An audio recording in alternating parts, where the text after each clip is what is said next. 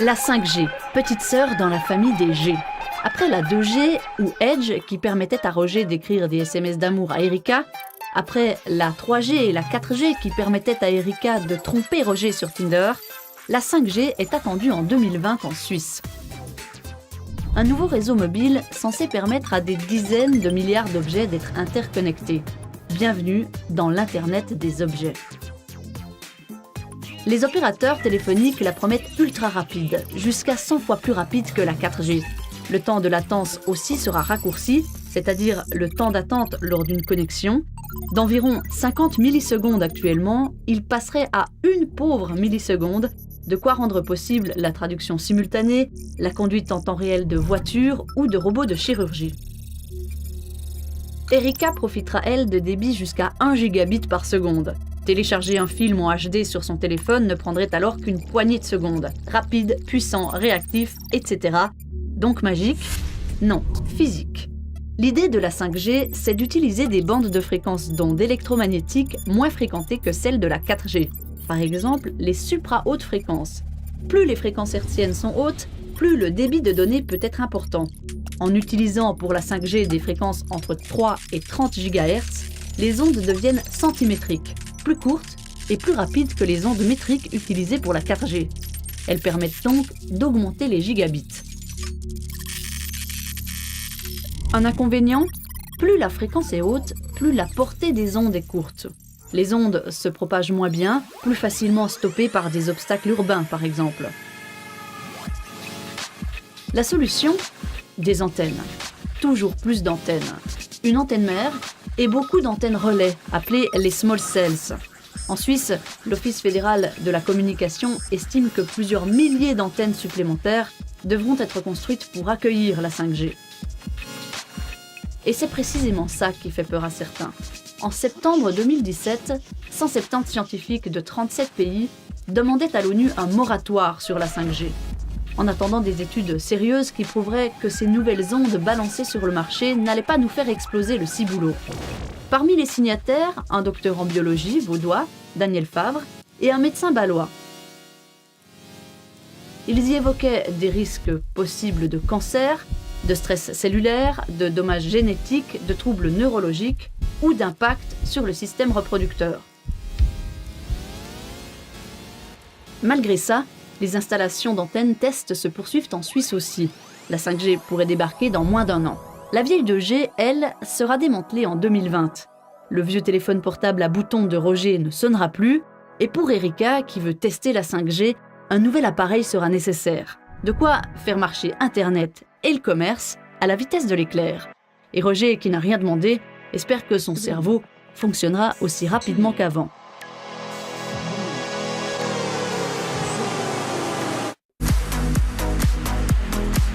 L'Union internationale des télécommunications, l'UIT, qui dépend des Nations Unies, vient de tenir à Busan, en Corée du Sud, son sommet Telecom World 2017. Malgré la K-pop, le rendez-vous est des plus sérieux. Gouvernements et entreprises de technologie sont là pour parler des dernières avancées numériques. Exemple, le développement des villes intelligentes. Une ville intelligente, c'est quoi? Eh bien, Busan dispose d'un système qui enregistre le trafic et informe de la présence d'un accident. Un autre dispositif mesure la quantité de gaz à effet de serre émis à l'intérieur des bureaux. Ici, dans le domaine de la santé, on surveille l'état des patients en temps réel et on envoie l'information aux médecins. Et là-bas, c'est intéressant, ce système coupe automatiquement votre smartphone quand vous traversez la rue pour éviter un accident par manque d'attention.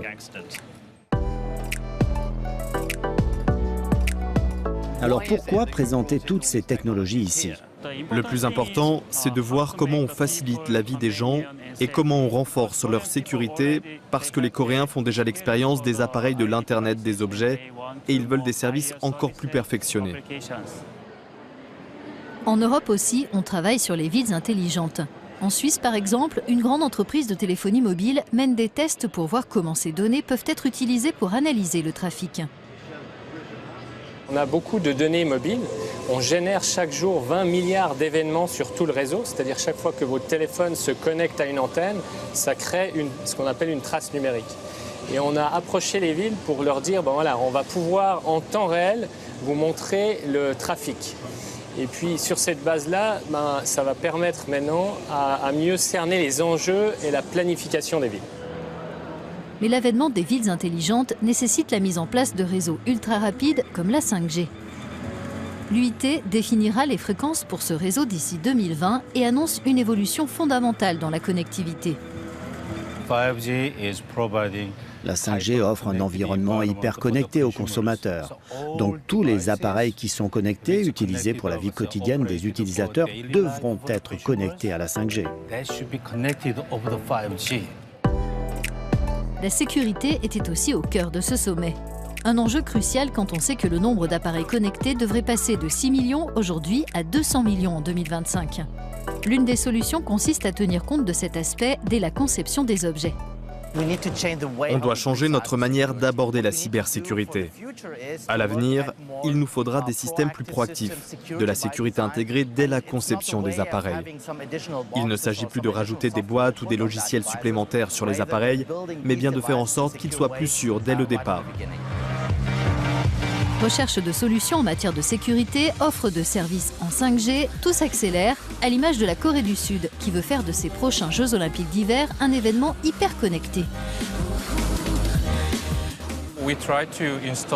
On essaie d'installer le réseau 5G pour la première fois au monde en fournissant des services de test aux spectateurs et aux participants des Jeux Olympiques. Les essais olympiques de la 5G sont attendus avec impatience par le secteur du numérique. Elle est vue comme un formidable bond en avant dans la connectivité.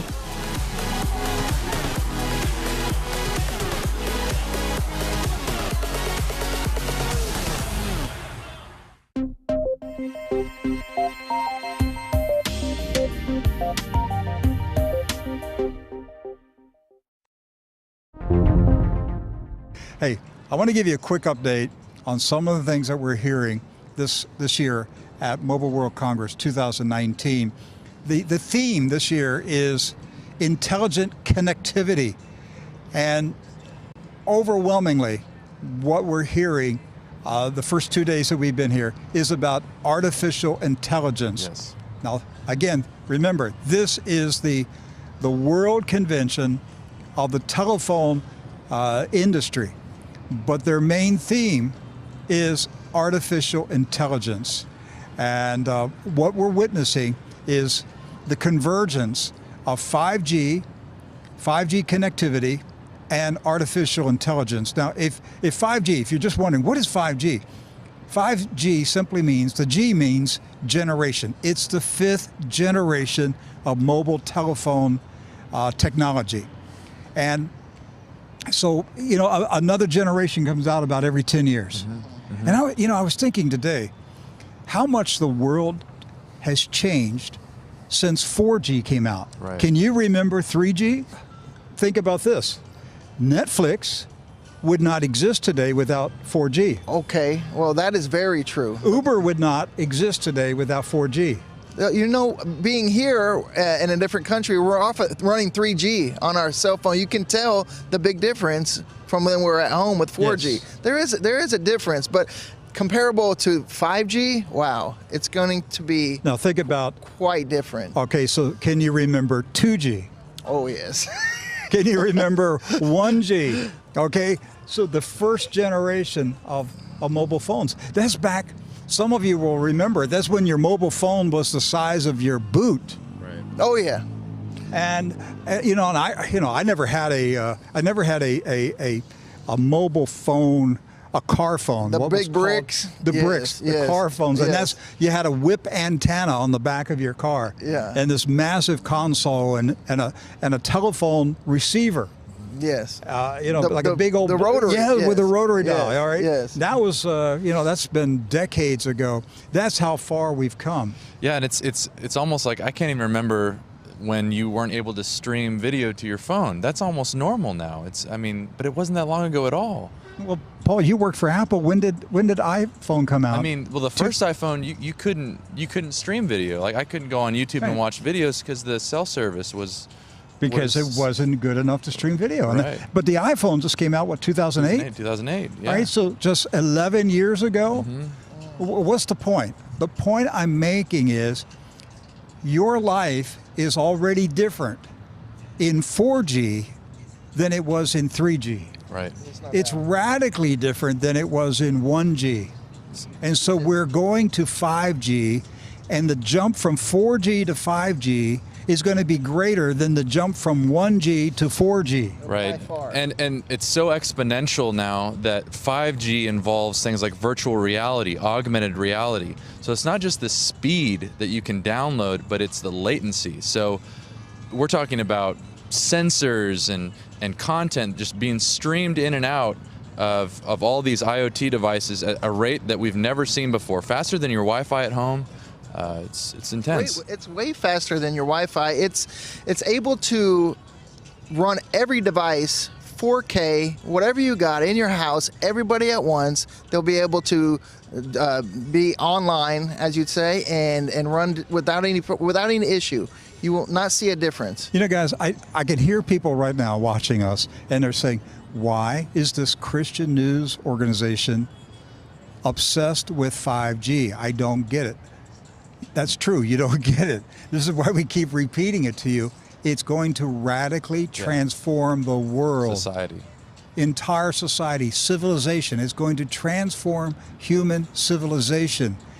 And we're trying to get the Church of God worldwide to wake up and realize the scope and scale of the transformation that we are looking at right now. Yeah. It's already underway. It's happening.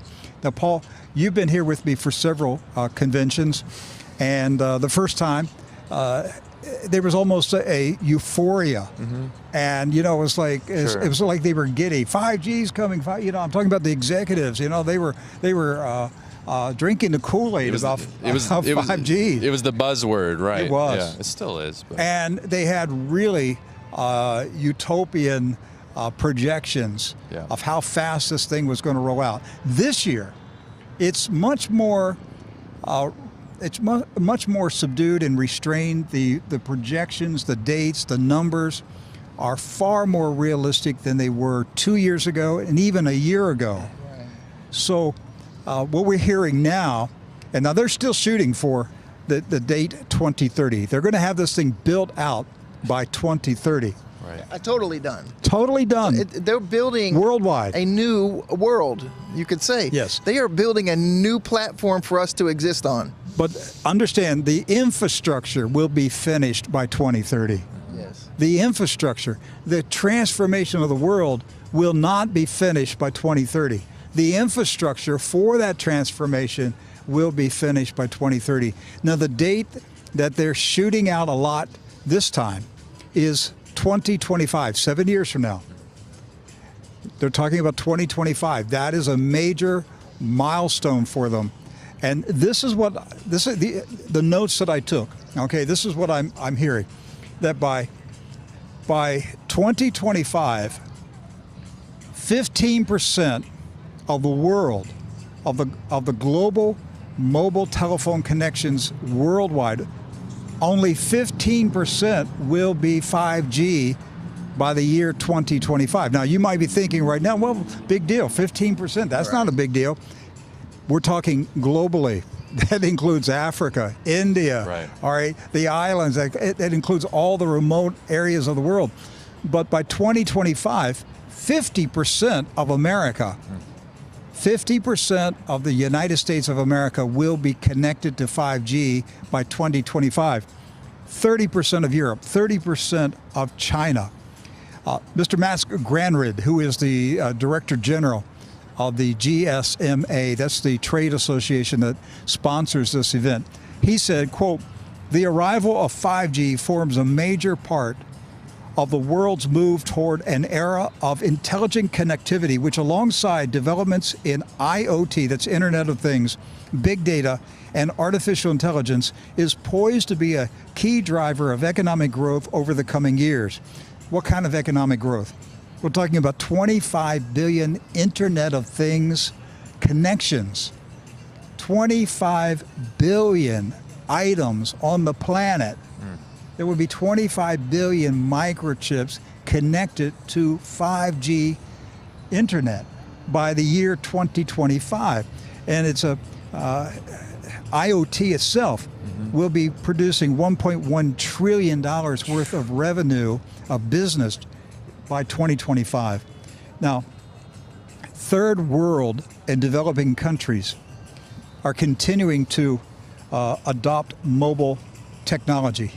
All right, so you've got vast areas of Africa, South America, Asia, the Middle East that still people are not using mobile phones. 700 million new subscribers over the next 7 years. 1/4 of that 700 million, that's 175 million, will be in the country of India alone. Wow. Now that's 4G. That's Right. 4G. That's not 5G. They don't get the good stuff. All right, yet. so this is what I'm saying. They're still working at getting the world connected to 4G. But by the time we get to the 2030s, the whole world will be transitioned into 5G. And that is when, here's another, 1.4 billion people will start using mobile internet over the next 7 years. Think about this, 1.4 billion people have yet to log on to the internet on a mobile phone. Incredible. And it will empower them to do things like having a bank account, because a lot of these areas, they don't have the normal infrastructure that we're used to in the States. So their mobile phone gives them the ability to have these things now, because they don't have the internet where And think about what you're just saying. Very poor people in undeveloped countries. Yes. Who've never had a physical bank account, have never been in a city and there's a bank building and a teller. Will they even know what a bank is? No, Some of these they'll people never have- see it. They will have no never see clue it. what this world is. That's what I'm saying. They Yeah. will never see that old world. They will have a bank account, and their first bank account will be on their phone. They're going to skip that entire thing. We heard from James Faris from Citibank, and he said that they're focusing on the 1.7 billion people that don't have a bank account yet. And I really wonder if blockchain and implants will have something to do with this, because these are people that don't understand technology at all. They don't even have a bank account, but they're looking at ways to allow farmers to be able to do transactions, quick, small transactions. But it's not things like, savings account or loans. They just want to be able to buy and sell. That's it. They want to be in this world market. That's what they want. They want to grab that section of the world that hasn't been involved in any of this, and they can supply that to them without the infrastructure of a bank being built.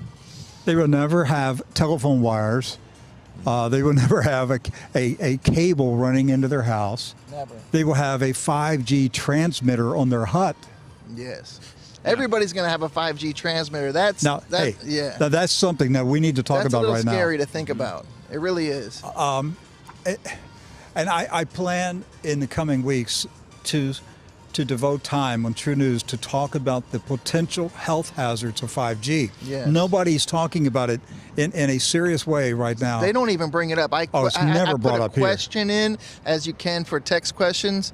That didn't show up on the screen at all. They will not talk about that.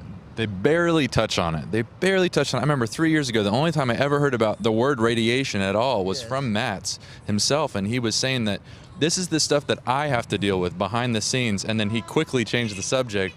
But he's talking to world leaders about the concerns, but this is stuff that the normal public don't hear about it. And I would just say it depends on where you live. I'm assuming most of our audience is in the United States. But depending on where you live and where you live in the USA, you will notice 5G transmitters going up right now. That's right. That's right. In the state of Florida. And they're going to be putting them on houses. They're calling them fixed wireless access. So you'll see these little, you see like dishes on top of houses to get TV access.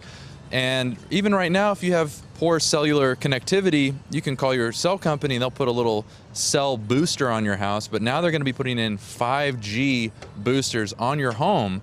And this is how they're going to have this spread. But I mean, the amount of radiation that's going to be constantly penetrating you and your family if you install one of these or your neighbor installs one, it's serious. It passes through drywall like you wouldn't believe. Hey, even if you're saying, "Hey, I'm not putting one on my house," well, I got news for you. Your neighbor is. Your neighbor is, but I got some other news for you. All right, states in America are already a ruling that the state right-of-way along roads and streets and highways is a fertile ground for 5G transmitters. So that right-of-way that the state has going through the edge of your yard, along the road or the street, the states are saying, hey, we're going to put 5G transmitters in that right-of-way. You can't do anything about it. It's going to be in your front yard. They're building the new superhighway. If you would, and we know if you have land on the superhighway, they will buy your land out, and so you just have to move. Well, this is what they're doing, but they're doing it with the houses still there. And this is how they're going to cover mass amounts of area. You hear 5G, it's not just a certain kind of antenna. They're saying that it's taking all spectrum. So if you know anything about radio or television, 5G is going to encompass all of the spectrums available. So all the metropolitan areas will be covered with really fast, dense signals, and then they have a new generation of mid and low band technology that'll help cover these rural areas. That's why television stations and radio stations are starting to go off the air, because the owners are being offered vast sums of money to sell their rights to the bandwidth that they receive from the FCC. And I heard recently in Florida, where we live, that Florida Power and Electric, the statewide electricity company, is installing 5G transmitters on the telephone poles throughout Florida. Well, from California, where I came from, you'll see them put up like fake trees. But inside the trees are these towers, are these little 5G towers. And they put them, I don't know, 200 yards from in between the homes, in the neighborhoods. They're going up right now, and you have no say about it. It's just happening. That's right. And on top of that, tens of thousands, listen to what I said, tens of thousands of low orbiting satellites will be launched over the next 10 years. They're building them right now in Florida at Cape Canaveral. And these low orbiting satellites are going to saturate every square inch of the planet with 5G connectivity. You cannot get away from this. This is what we're trying to get across to the audience. You have to deal with this at some point. This is a radical transformation of human society. It's not just that we're going to have super fast internet and you can get your movies faster. If that's all you think it is, you are totally missing what is happening right now in real time in your life, my life. I'm telling you, it will turn out to be a complete transformation of human society.